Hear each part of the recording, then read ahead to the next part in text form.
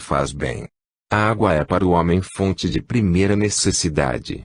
Assim, no espaço, o rio das águas vivas é o verdadeiro símbolo da fé. Sem que bebais dessa água, meus amigos, o vosso ser espiritual não pode ser isento de pecado. Vós, os que necessitais de curas, espirituais ou materiais, envolvei a vossa prece nesta súplica ardente, que deve partir sincera dos vossos lábios, trazida do fundo do pensamento. Senhor Deus, banhe o meu espírito na fonte das águas vivas, nesse rio caudaloso que limpa toda a mancha e purifica todo pecado. Meus amigos, a fé é o alimento das almas. As criaturas, na terra, sofredoras e mansas, apelam para ela como âncora segura de sua salvação. Faltando o recurso humano, faltando o amparo social, faltando o carinho, o amor das criaturas humanas, nunca faltará a caridade infinita que jorra em profusão do trono do Altíssimo. Amados irmãos e meus amigos, que prazer sinto eu em estar convosco nesta hora de comunhão espiritual. Como meu espírito se sente bem entre vós, apelando, em vosso nome, para que Jesus vos banhe a todos nos fluidos salutares desse rio do além. Os enfermos, aqueles que se encontram prostrados no leito de dor, aqueles perante os quais a ciência vacila, aqueles outros que se debatem na noite escura da loucura, padecentes, sofredores na alma e no corpo, deveis todos orar por eles, porque, coitados, não podem, nem sabem pedir. O Senhor Deus banha-os todos na fonte perene das águas do rio da vida. E, quando afrouxar o amor de irmãos para com irmãos, quando os laços fraternais que devem unir as criaturas se afrouxaram, provocando separatividades, provocando discussões, desarmonias, discórdias, então mas se faz preciso que tais espíritos sejam levados durante o sono, para se banharem no rio das águas vivas. De lá voltarão saturados de amor, desejosos de paz, com vontade de serem fraternos uns com os outros. Abençoado seja todo aquele que se lembra de que no além mora eternamente esse Jesus suave, doce, esse Jesus, Filho de Deus, amantíssimo, sempre pronto a acolher o seu filho com afeto, com carinho, com amor. É ele, por assim dizer, o dono, o Senhor desse grande rio que banha o universo inteiro e no qual vossos espíritos se podem banhar docemente, para ficarem isentos de culpa. Meus amigos, esperança e fé, dois baluartes seguros, duas âncoras poderosas a que se deve apegar o crente fervoroso, porque a palavra do Mestre não pode falhar. Ele promete um dia eterno de felicidade e amor, uma eternidade de tempo, de felicidade, e sobrilhante de luz. Tudo isso tereis se souberdes amá-lo com todas as forças dos vossos corações. Pensai nos que padecem, lembrai-vos dos sofredores, tende caridade com as fraquezas do próximo, sede humanos, meus amigos, tendo caridade uns com os outros, e não esqueçais que, confiadas ao vosso carinho, ao vosso amor, as crianças que sob este teto habitam, dormem tranquilas, na certeza do dia de amanhã, são inexperientes, não sabem a vida, não sabem se lutais com dificuldades na terra, não conhecem o porquê das coisas. Sabem tão somente, que estão fartas e satisfeitas, é porque tudo corre bem. Quando, porém, uma pequena nuvem tolda o ambiente que as seca, quando a moléstia joga qualquer delas ao leito de dor, as fisionomias se transtornam, se modificam, e vemos, então, que um laço estreito as liga. Louvado seja Deus, em sua infinita misericórdia. Sejam banhados todos os seus filhos no rio eterno das águas vivas. Paz a todos os homens. Jean-Marie Vianney, Curie DARS. Em 5 de junho de 1936. A existência lhe encampa real. Meus amigos, meus irmãos, não fiqueis desconsolados, Deus é sabedoria e ciência. E, se não for o orgulho humano que se levanta dentro de cada um, para empanar o brilho da verdadeira ciência, ele o alcançaria mais depressa. Essa víbora, porém, que se aninha no coração do homem, o impede de ver a luz, e o faz crer na sua própria ciência, na sua própria sabedoria, não lhe permitindo traçar horizontes mais largos à curiosidade instrutiva do seu espírito. É assim que há sábios, como este acabou de dizer, verdadeiros ignorantes.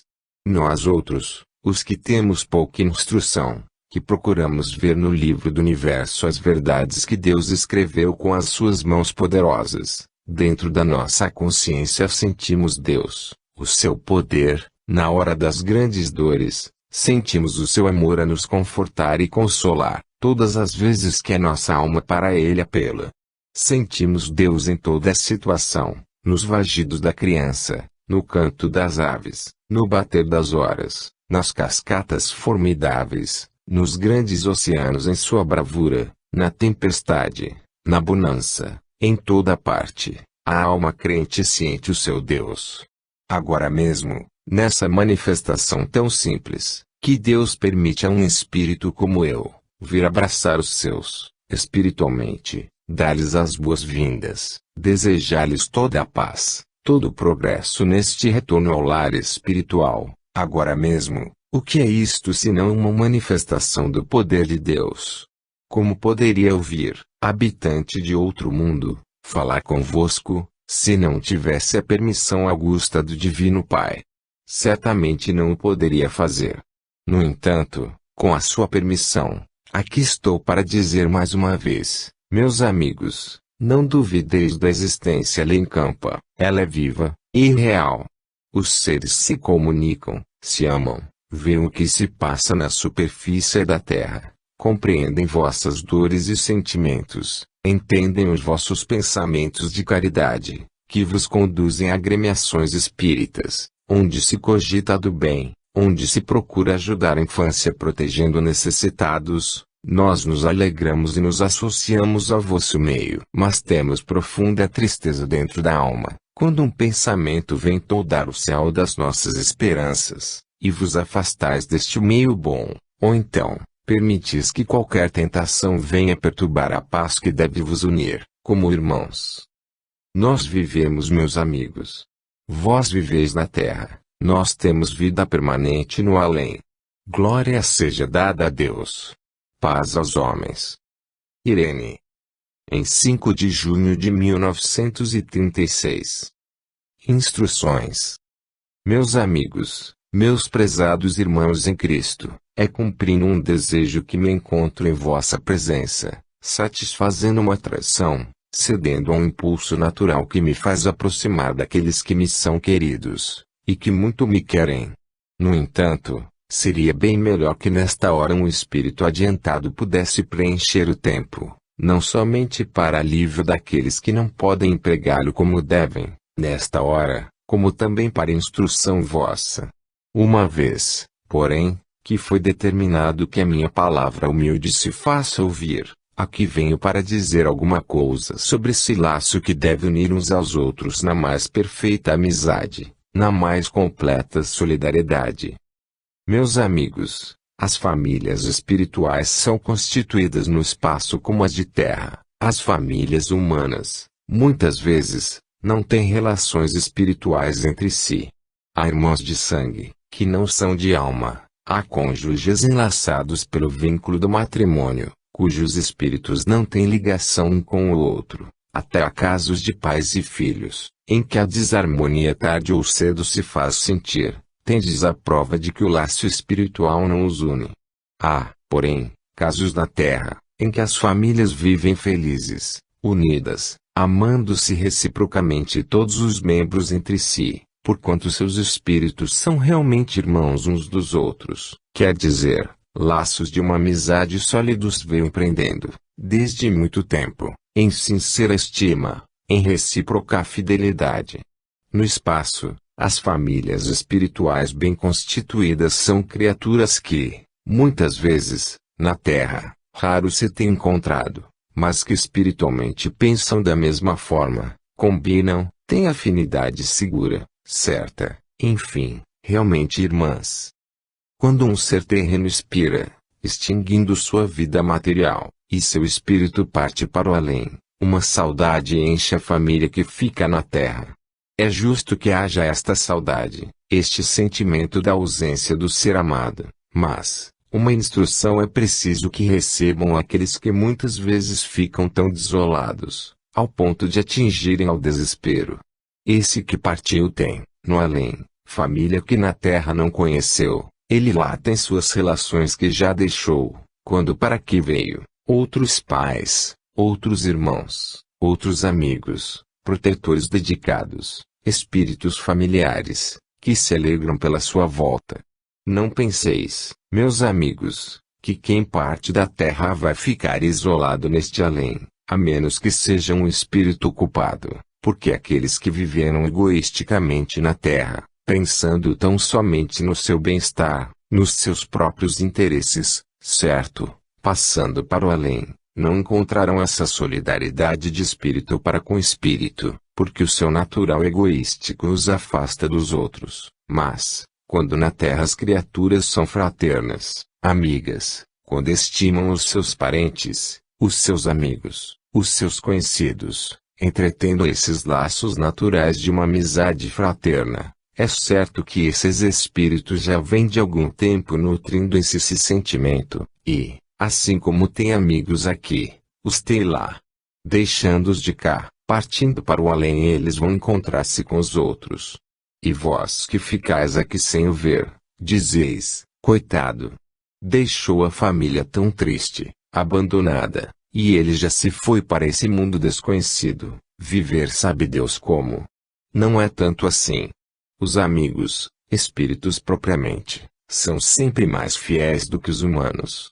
Vós os homens, que já tendes mais experiência na terra, que não sois como a mocidade que acredita nos sorrisos, que acredita em qualquer palavra amiga, vós que já tendes mais experiência da vida, dos anos, sabeis que um bom amigo é muito raro.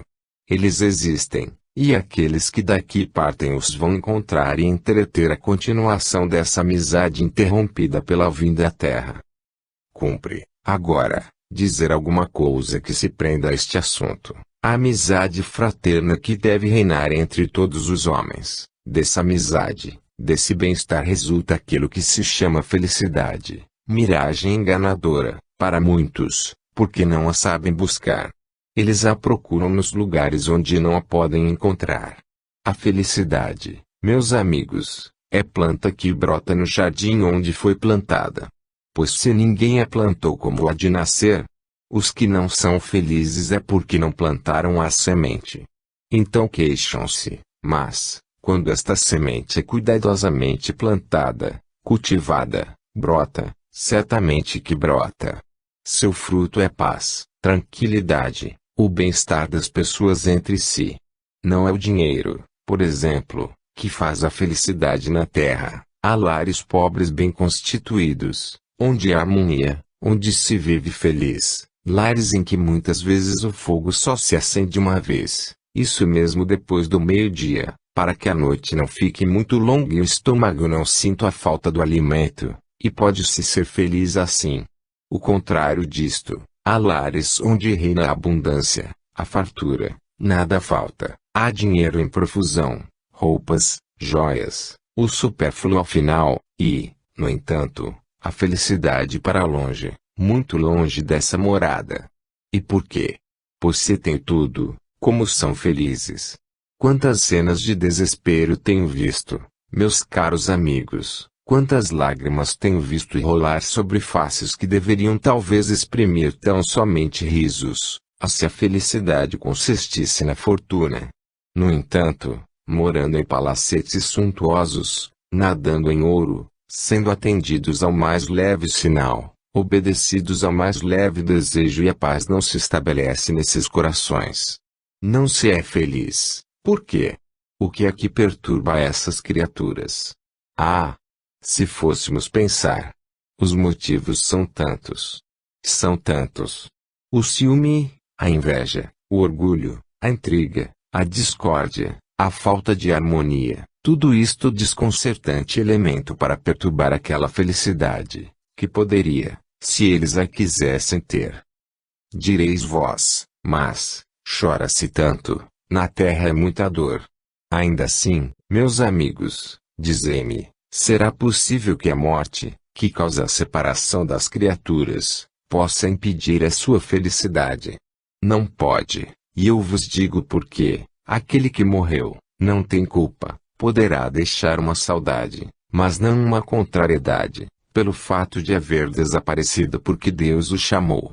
Os que ficam resignam-se, têm paciência e procuram ser unidos, como dantes, agora ainda mais, porque um dos membros partiu, o número ficou reduzido, deve haver, portanto, mais união. Esse que partiu, percebendo que seu lar continua como dantes, em paz, em sossego, por sua vez, é feliz.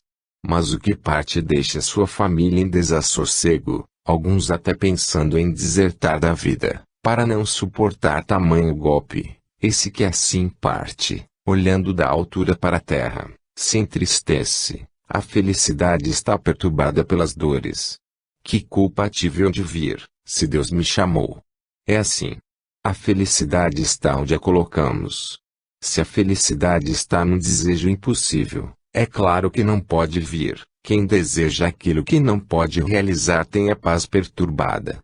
Mas um desejo sincero, com a vontade bem orientada, pode perfeitamente ser satisfeito e a felicidade se estabelece.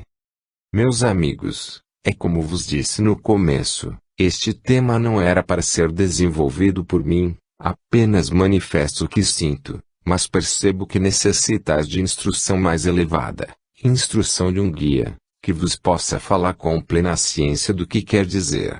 Eu sou ainda um aprendiz, e, como tal, devo ter a principal virtude, a obediência. O aluno a quem se manda expor um ponto, deve fazer esforço para satisfazer seu mestre. Tenho portanto de satisfazer a quem me mandou e, ao mesmo tempo, dizer para quem tanto pensou hoje o dia todo em mim, e que tanta vontade teve de me ouvir, que a morte, minha filha, é coisa natural da vida. Não se pode estar na terra vivo eternamente. Um espírito sim, vive para toda a eternidade, desde o instante em que Deus o criou, mas com as idas e vindas ao planeta a vida do espaço tem de ser forçosamente interrompida, atendendo à necessidade da reencarnação, que é um fato. Leva, pois, para os meus este doce consolo, esse espírito partiu, é certo, tinha momentos de impaciência, na terra, atribuída exatamente ao mal que afetou o seu corpo mortal. Depende muito da moléstia no estado moral da criatura, e aquela moléstia, realmente, constitui uma prova cáustica, é dolorosa, é cruciante.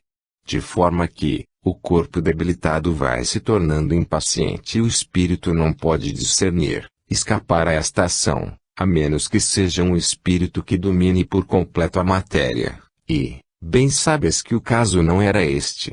Assim, pois, o que resta fazer? Colocar os vossos espíritos em prece diante de Deus, agradecendo a esmola que fez de não ter sido um mal ainda maior, porque tal poderia ter acontecido, dando-lhe graças por ter posto um ponto final no sofrimento que estava se tornando por demais doloroso. Pela parte que me toca, procurarei pedir a Deus que me conceda a graça de cercar esse espírito de todo o carinho, de todo o conforto, para que o seu despertar quando for tempo, seja brando, suave, e ao abrir os olhos se encontre perto de um rosto amigo, de um rosto que reconhece e perceba que também lhe é ligado por laço estreito, muito embora essa laço tenha sido tão somente na terra. Para vós outros, meus amigos, a minha despedida cordial, rogando que façais preces pelo desenvolvimento espiritual desta casa, mas que não esqueçais também a sua parte material. Cada criatura presente deve procurar desdobrar a sua atividade, no sentido de aumentar o número de sócios, que seja um esteio material do asilo. Direis vós, por que me miscuo nestas coisas? O espírito, como sabeis, pode estar aqui ou ali, porque Deus lhe concede este direito. Não há muitos instantes eu ouvi alguma coisa neste sentido, ouvi e venho trazer-vos a notícia. É necessário que o número dos sócios do asilo seja aumentado, para que a sua cooperação material seja mais eficiente, a fim de que a casa não venha a lutar com dificuldades futuras, para as coisas de primeira necessidade, o que até aqui, graças a Deus, não aconteceu. A ocasião, por exemplo, no momento, é de despesa, a moléstia e moléstia séria. Todos devem estar em atividade, naturalmente orando a Deus para que tudo acabe muito bem, conforme for do seu agrado. Porém, materialmente todos devem se interessar, para que nada falte neste período agitado que atravessa o asilo. Meus amigos, eu vou parar, nem devo proceder de outra forma. Estou tão somente preenchendo esta meia hora, que certamente não vem longe, para que não seja dado maior esforço ainda ao aparelho de que me sirvo, a fim de que não venha prejudicar a sua saúde, no momento tão necessária. Assim, pois, rogo a Deus sobre todos vós as suas santas bênçãos, e declaro, em nome do guia diretor da sessão, encerrados os trabalhos de hoje. Para todos os homens. Que assim seja. Francisquinha. Em 9 de junho de 1936. Fé inteligente. Meus amigos, meus irmãos, seja-vos concedida a paz de Deus. A filosofia espírita, em sua ciência, é tão profunda, que não dispensa apurado estudo daquele que quer realmente crer.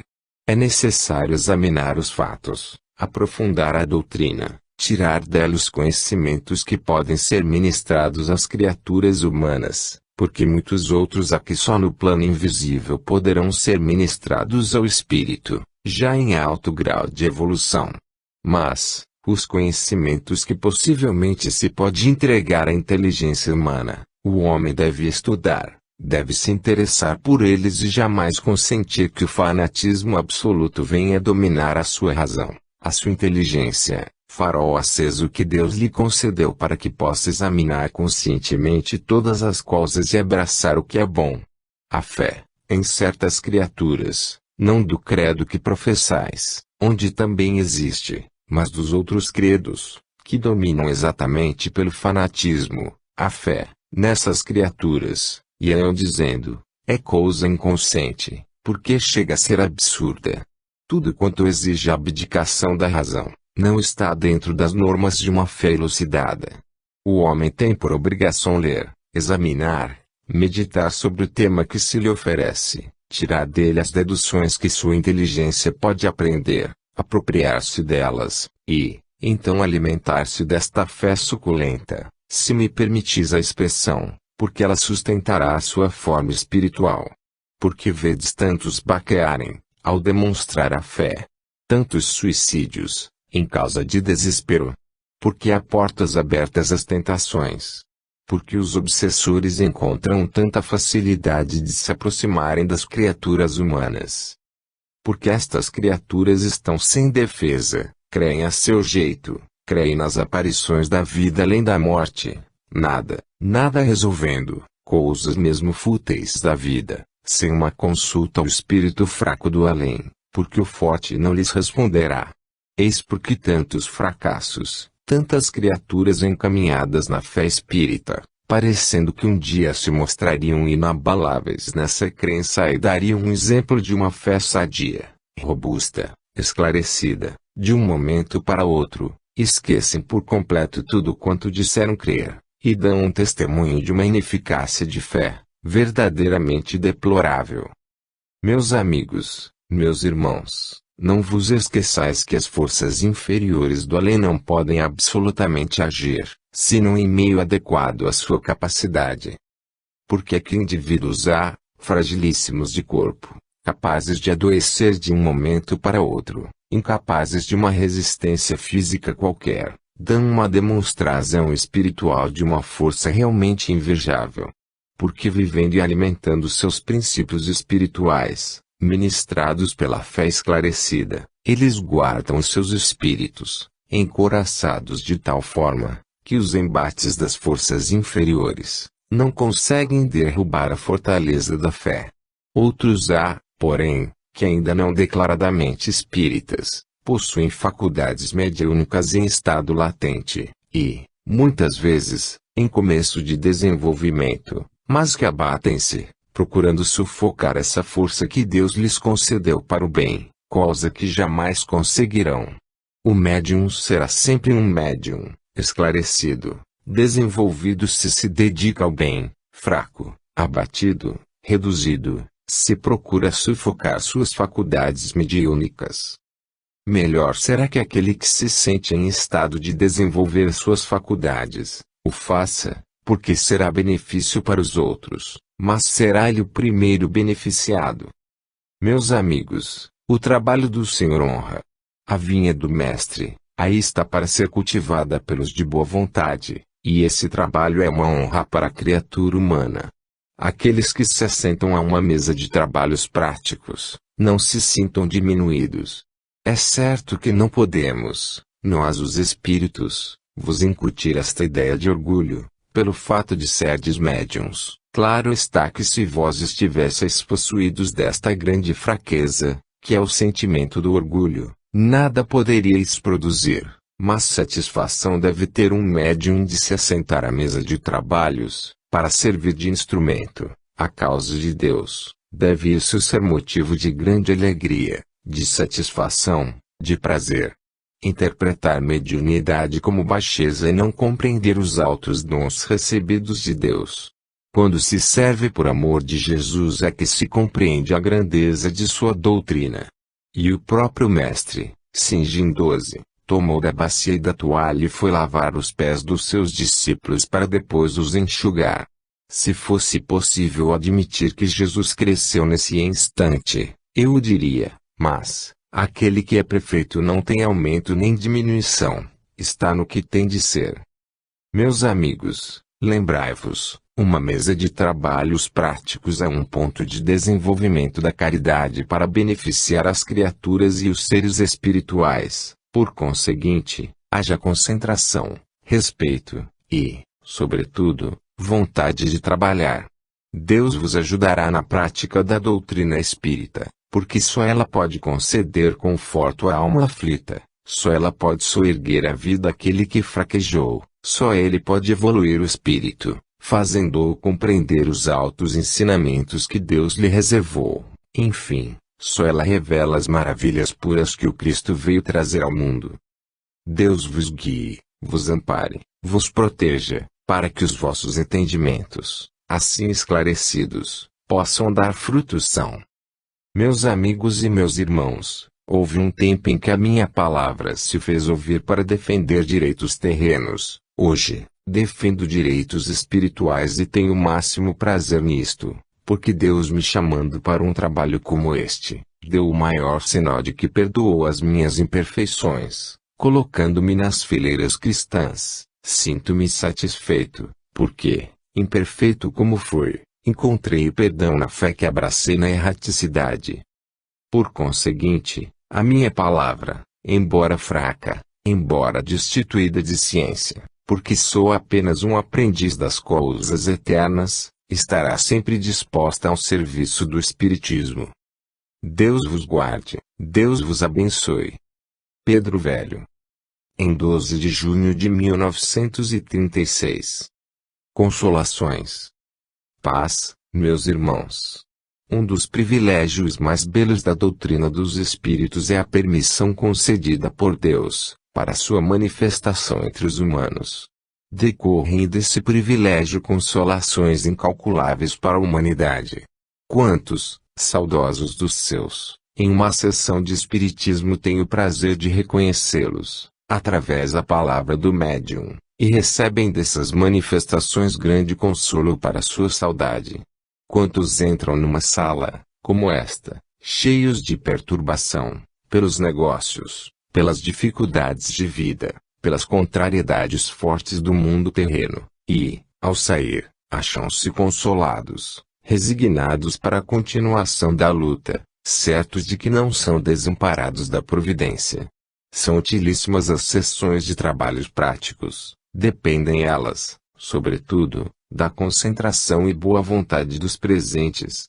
As reuniões de criaturas de boa vontade, que elevam seus pensamentos a Deus em prece, desejosas de receber algum bem para a sua vida espiritual ou mesmo material. As reuniões em que as criaturas elevam seus pensamentos para o alto, buscando atrair do além os fluidos salutares que beneficiam a todos, em geral, são reuniões de grande proveito.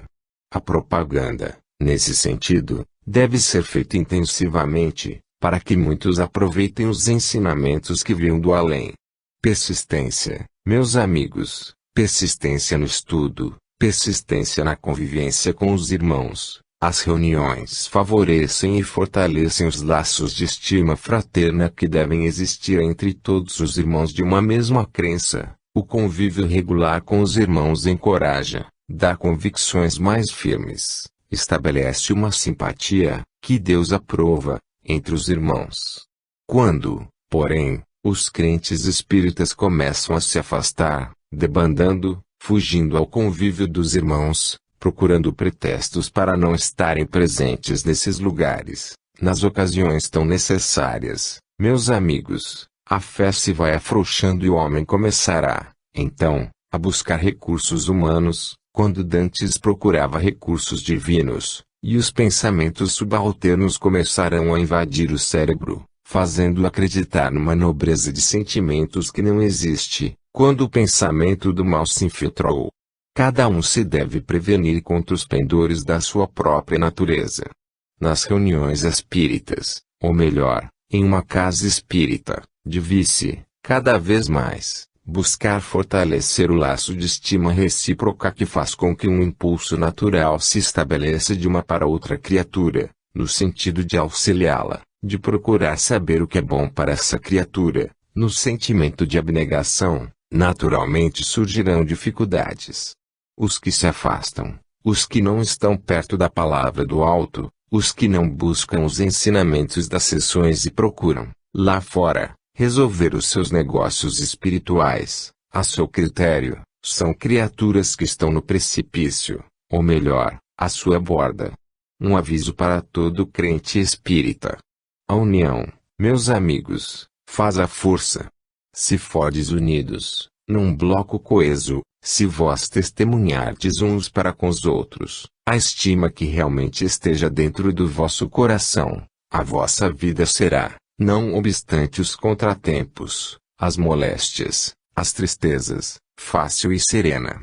Se, porém, permitirdes que o sentimento anticristão entre no vosso pensamento ou no vosso coração, cedo ou tarde, tereis de vos arrepender, porque a palavra do Mestre não volta atrás. Ninguém busque separar aquilo que eu ajuntei. Uma casa espírita é um centro de união.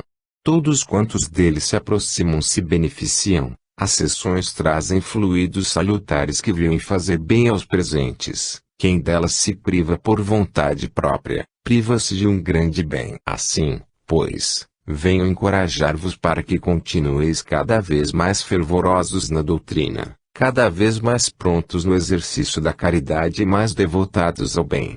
A palavra de Deus é que vos ameis uns aos outros. Ninguém presente é estranho, somos irmãos, amemo-nos como tal, nós, os do alto, e vós, os da terra, estreitemo-nos num amplexo fraterno, que a todos fortifique, a nós, nessa estima recíproca, a vós no socorro que vos possa vir do além. Deus vos guarde e vos abençoe. Isaura. Em 12 de junho de 1936. Sigamos o caminho que o Cristo aponta. Meus amigos e meus irmãos, paz. O que traz o homem a espiritismo, em maioria das vezes, é o desejo de endireitar aquilo que não está conforme a sua vontade. Vai a vida levando um certo curso, tomando um rumo que não lhe é agradável. E o homem que não pode lançar mão de outros meios, porque já todos esgotou para corrigir o que está errado, bate às portas do espiritismo. É assim que vêm muitos, acossados pelas tristezas e provações da vida, e outros em procura da melhoria da vida material, quando lhes falham recursos para viver, quando falham os seus planos firmados sobre alicerce imóvel, quando, enfim, seus projetos caem por terra. Quando seus castelos se desfazem como se fossem de papelão.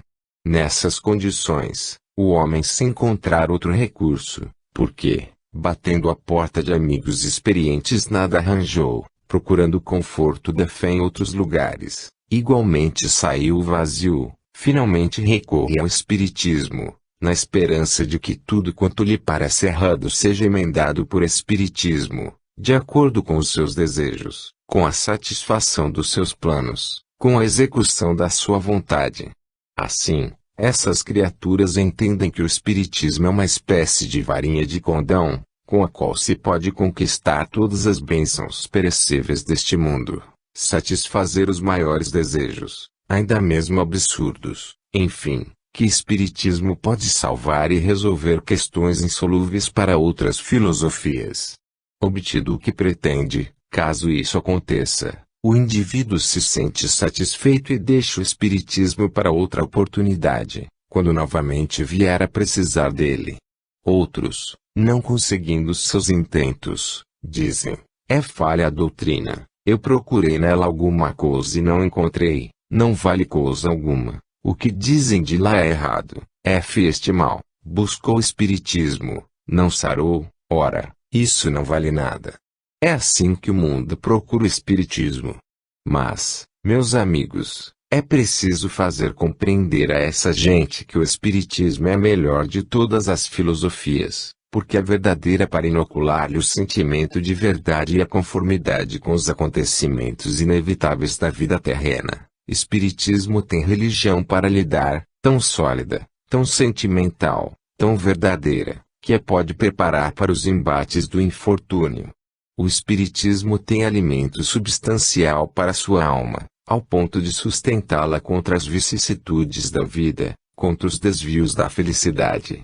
O homem espírita fica aparelhado, como se diz em linguagem vulgar, para o que der e vier, sopram ventos bons, a vida é próspera e feliz, o espírito está no seu elemento, louva o seu Deus e é feliz, sopra o vento da desgraça, o infortúnio, o sofrimento. A dor lhe bate à porta, o espírita está pronto para suportar as agruras da sorte, porque encontra dentro da alma um manancial suficiente para tornar suaves e doces todas as provações da vida.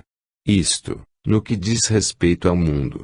Mas, meus amigos, se tocarmos de perto a seara espírita em suas células vitais, se tocarmos de perto a ciência espírita em seus membros estudiosos, se procurarmos o porquê de espiritismo na alma de muitos crentes, muita desilusão virá, muita tristeza inundará o nosso ser, porque veremos criaturas humanas de todos os feitos.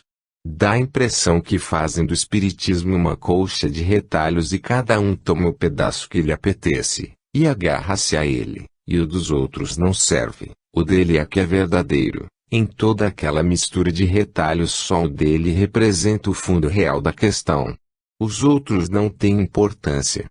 Em matéria de comunicações, para alguns podem vir os maiores absurdos, podem vir as mais desconexas, o seu critério não dá para percebê-las, são aceitas porque foram vindas do além. Para outros, as comunicações precisam ter fundo científico, literário, filosófico, tudo. Menos religião. A religião é lá para os velhos, os adeptos do catolicismo, ou do protestantismo, que precisam delas para poderem crer em alguma coisa. Os adiantados não precisam disto, eles se limitam a compreender as materializações, a acústica dos sons vibratórios do além, a linguagem pelo gesto, os sinais cabalísticos, as profecias que possam vir cientificamente faladas. Bem. Muito bem. Agora, nós perguntamos a esses, fundamentados na teoria espírita, filosóficos, científicos, meus amigos, não. Essa expressão é religiosa, cavalheiros, para que serve a ciência além túmulo, se o eu parte carregado de todas as podridões adquiridas no pantanal terreno? Quantos sábios se encontrarão em espírito no além? Capazes de poderem apresentar na palma da mão a sua consciência. Por outro lado, quantos encontrará o meu amigo, crentes, verdadeiramente crentes, modelados, remodelados em sua vida, recém-nascidos do pecado para a luz, em circunstâncias mais elevadas do que aqueles que cultivaram seus espíritos intelectualmente, esquecendo a partícula principal que é a ternura da alma, a sua evolução, a fraternidade entre irmãos. É preciso fazer compreender ao homem que a ciência tem seu valor, a filosofia tem igualmente seu mérito, mas a religião tem o seu altar. Sejamos sábios, se o podemos ser, estudemos todas as ciências, se nossa capacidade intelectual o permite, adiantemo-nos quanto possível em todas as artes e literaturas, ciências, filosofias, enfim, façamos um progresso rápido, evolutivo, em tudo isso, mas não nos esqueçamos de cultivar a verdade dentro da nossa alma, para plasmar todos os nossos atos por essa norma de vida salutar, trazida pelo Mestre dos Mestres. Eis porque vemos a cada passo homens espíritas, sobraçando livros e a folhear comunicações, analisando palavras vindas do além, mas ninguém toma para si aquelas lições e ninguém procura agir de acordo com aqueles sentimentos que elas inspiram, e, quando se levanta um médium capaz de trazer uma comunicação religiosa, vinda do além, prepare-se porque tem de ser tolhido. Cuidado, médiuns! Não enveredeis pelo campo da caridade, porque a caridade é uma obsessão. Cuidado, médiuns, não entreis pelo campo da abnegação, esquecendo no labor do trabalho todo o vosso repouso. Passareis uma vida angustiosa na terra. Respondei, porém, como médiuns, o primeiro a sofrer pela verdade foi o Mestre dos Mestres. Jesus foi o primeiro a se sacrificar, a se entregar nas mãos dos homens, para ser chicoteado, para ser insultado, para ser, enfim, crucificado no cimo do Gólgota. Tudo isso, não pela ciência, nem pelo saber, mas pela virtude. É preciso que o homem se eleve, para que possa se aproveitar do sacrifício da cruz, que aceite a doutrina de abnegação, para que possa compreender que a alma necessita de luz. Meus amigos, meus irmãos, se não podeis seguir o caminho que o Cristo aponta, o caminho do sacrifício, do devotamento, da abnegação, deixai campo livre aos outros. Ficai no vosso egoísmo, na vossa vanglória, no vosso nenhum esforço, mas deixai que quem pode carregar a cruz a carregue, porque no fim ressurgirá em luz. Foi assim que o Mestre fez, expirou nos braços da cruz para a libertação do pecador. Meus amigos, é uma lição de caridade que se estuda neste momento, é uma lição de amor. Espiritismo outra coisa não é, senão amor. Amor de criatura para criatura, amor que representa sacrifício, amor que representa dedicação, amor que representa caridade, que é abnegação, que é piedade, que é humildade, enfim, amor que é o próprio amor. Deus vos guarde e vos inspire ensinando-vos a amar, para que possais um dia avistar, ainda que de longe, a fonte nascente do verdadeiro amor. Amor que se esparge pela terra em caudais de luz, beneficiando a todas as criaturas que buscam se aproximar do foco salutar, inspirado, salvador e bom do amor. Deus vos guie, Deus vos ampare. Tiago. Em 16 de junho de 1936. Sigamos as normas do Evangelho de Jesus. Deus vos salve, meus amigos. Como me alegra o espírito ver a atenção, a boa vontade com que procurais assimilar a doutrina dos Espíritos. Meus amigos, nós os que velamos por vós, do outro plano da vida, almejamos de toda a nossa boa vontade e progresso das vossas almas. Desejamos verdadeiramente ver-vos evoluir, crescer espiritualmente, até atingirdes estatura moral para que fostes criados. E, por isso, constantemente baixamos ao vosso meio, procurando infiltrar no vosso ânimo as mesmas consolações, as mesmas esperanças que a religião espírita ordena sejam ensinadas, infiltradas no ânimo de todos os crentes. Penetrando em diversas agremiações espíritas, temos observado que a massa social considerada mais elevada na Terra, nesta cidade, está se aproximando muito das sessões de espiritismo. Conviria, portanto, que todos os centros espíritas tivessem uma orientação única, no sentido de apontar a esta gente sequiosa da verdade, o único caminho que para ela conduz. Verdade é, porém, que muitos delas se distanciam e essa preocupação não entra nos seus cálculos. Procuram beneficiar os corpos, ministrando-lhes remédios por via mediúnica para os necessitados do corpo. Fazem promessas espirituais para os desolados, os tristes, os desconfortados espiritualmente. Mas o verdadeiro caminho para a felicidade, com que o homem sonha desde a adolescência até a velhice, ninguém aponta. Vão desbravando o caminho, mostrando para um lado os espíritos elevados, para outro, espíritos trevosos, e limitam-se a dizer: estão separados os bons para um lado, os maus para outro. Perguntamos, e o alvo supremo a colimar. O que é que esperais incutir nos adeptos dessa doutrina, que tanto tem para dar? Seria bom que todos os centros espíritas tivessem a coragem para dizer: meu amigo, faze o teu progresso, adianta o teu espírito, governa-o, burila o seu caráter, prepara-o para uma vida melhor, segue os passos de Jesus, que te aponta o caminho para a verdadeira vida. Pensa nos outros, meu amigo, lembra-te da felicidade alheia, concorre para o bem de alguém na terra, procura a felicidade no centro espírita, isto é, na congregação espírita em geral. Não percas o teu tempo a pedir sinais aos espíritos, a pedir coisas comezinhas da terra, que tu mesmo podes resolver. Não procures no espiritismo os proventos materiais, que tu podes angariar. Pede-lhe os proventos espirituais, bem mais sagrados, bem mais verdadeiros, bem mais necessários à tua evolução. Como seria bom que Jesus, divino, imaculado, puro, fosse apresentado ao homem verdadeiramente como ele é de fato, o Filho de Deus, sem essa preocupação das vestes que o trouxeram à terra, sem essa preocupação de saber como era o seu corpo tangível, qual a sua estrutura, de que fibra, de que tecido era composto o seu corpo, ser efetivamente um corpo de carne, ou se ele era apenas a aparência de um corpo material. Bem melhor seria que o homem quisesse assimilar o corpo da sua doutrina, a verdade que nela existe, o princípio básico da sua salvação, seu evangelho precioso, que pode reformar os costumes da terra, moldando-os à forma da vida além, santa e pura. Mas não.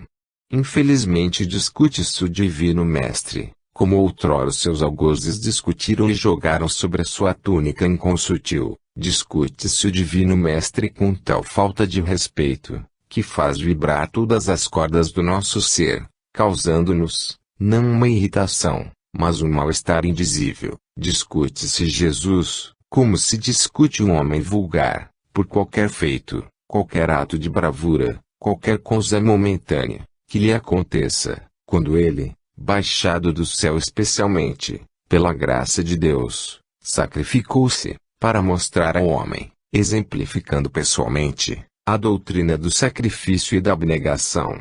E o homem perde de vista o divino mestre para circular em torno de outros assuntos de menos importância.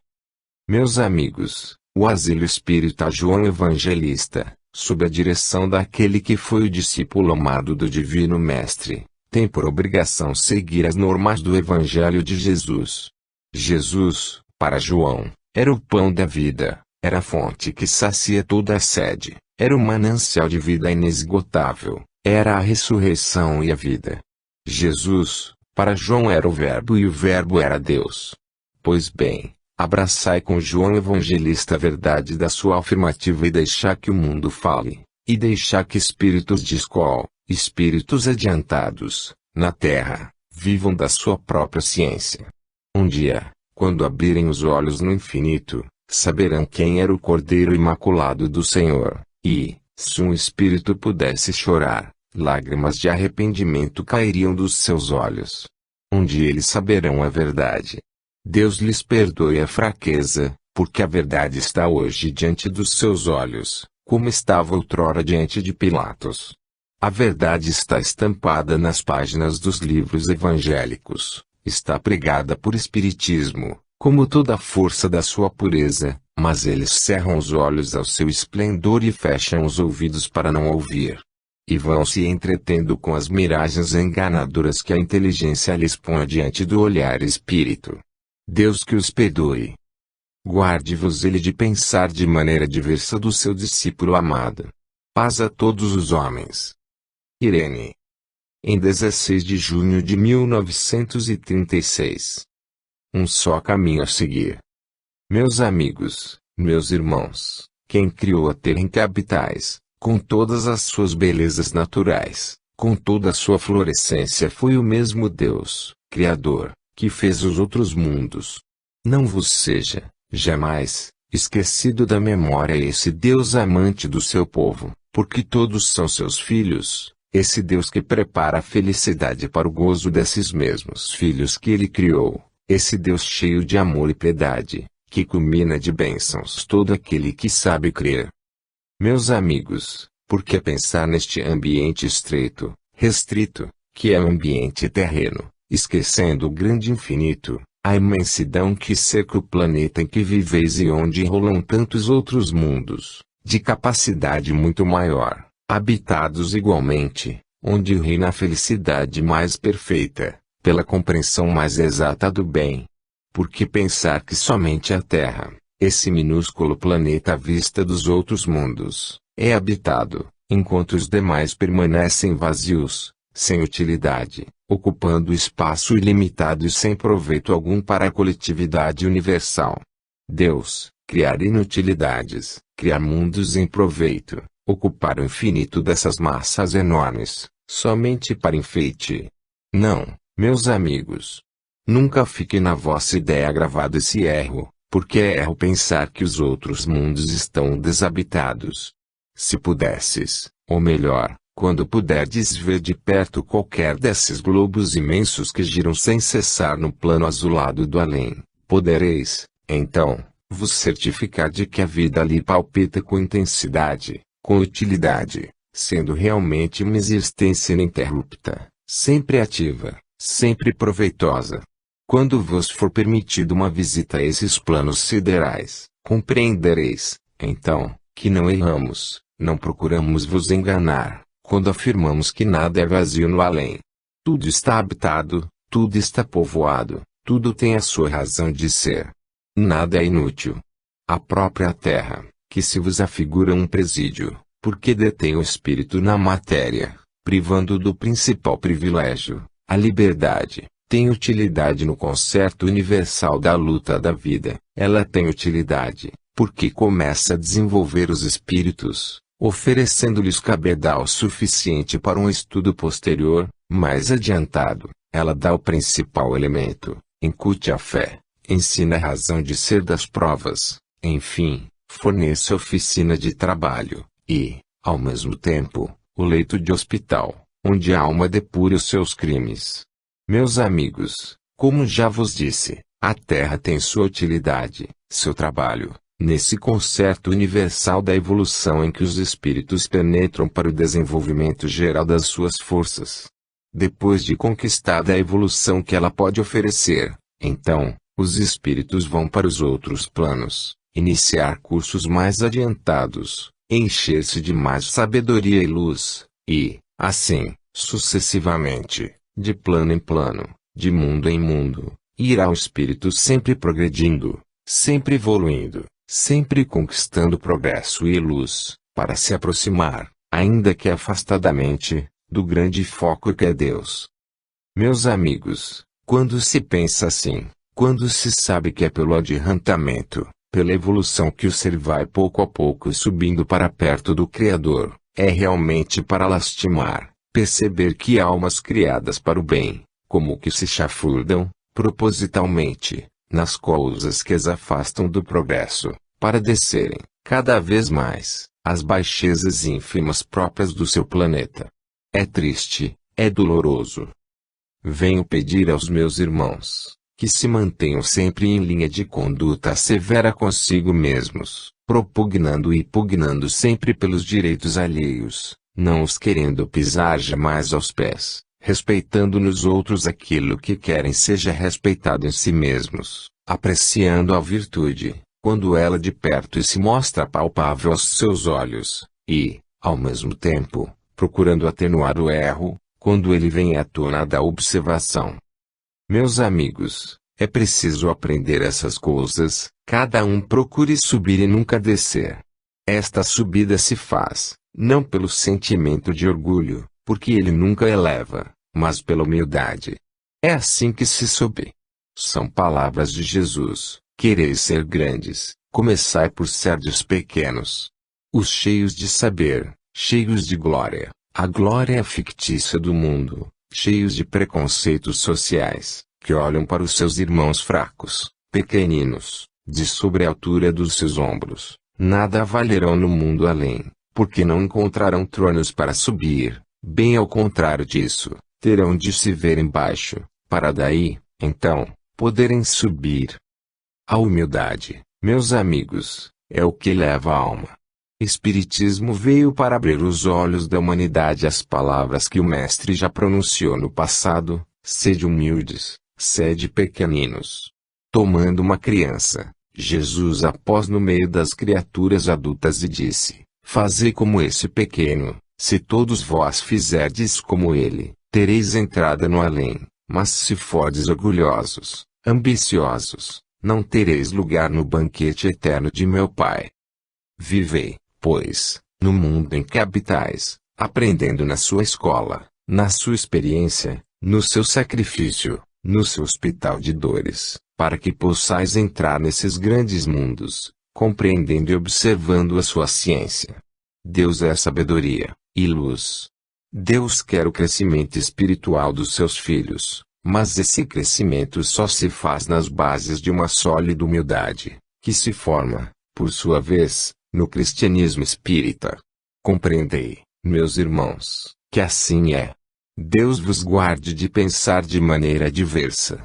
Incuti nos vossos amigos, nas crianças que dirigis, nas práticas que realizais, o sentimento de cordialidade fraterna, que faz com que sempre pensemos que os outros são alguma coisa, e que nós nada somos, mas, sem fingimento, sem afetação, como realidade. Deus é amor, sabedoria. Quem dele quiser se aproximar só tem um caminho a seguir: a caridade humilde, Jesus. Deus vos guarde, meus amigos, Deus vos guie. Anália Franco. Em 19 de junho de 1936. Um apelo à caridade dos homens. Meus amigos, paz. O trabalho espiritual está bem dividido no além. A própria falange dos espíritos protetores tem as suas obrigações, os seus deveres, e todos a elas se cingem para as desempenharem com a maior perfeição possível em bem do seu adiantamento. É assim que o meu espírito nem sempre pode baixar ao vosso meio, porque tem outras ocupações, igualmente sagradas, igualmente imperiosas, a cujo desempenho não pode fugir. Assim pois, nunca leves a mal a minha ausência. Mormente quando vens a esta sessão, tenho o desejo imenso de falar-te, tenho um prazer enorme de comungar contigo nas ocasiões em que os espíritas se reúnem, para ouvir a palavra dos que lhes querem bem. Mas, ocasiões em que estou atarefada com afazeres espirituais de outra ordem, que não me permitem deles distanciar-me para me aproximar daqui. Hoje, porém, que te lembraste tão particularmente de mim, chegando ao ponto de invocar a minha presença, aqui me tens.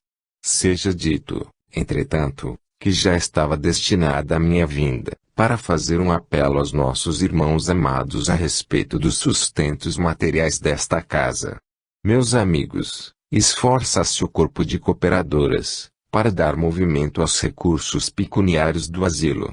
Há quem planeje festas, sortes para São João, tombolas, festivais artísticos, enfim, tudo quanto possa render algum tanto, para que as crianças possam continuar a ter o mesmo conforto, a mesma dedicação material, a que estão habituadas nesta casa.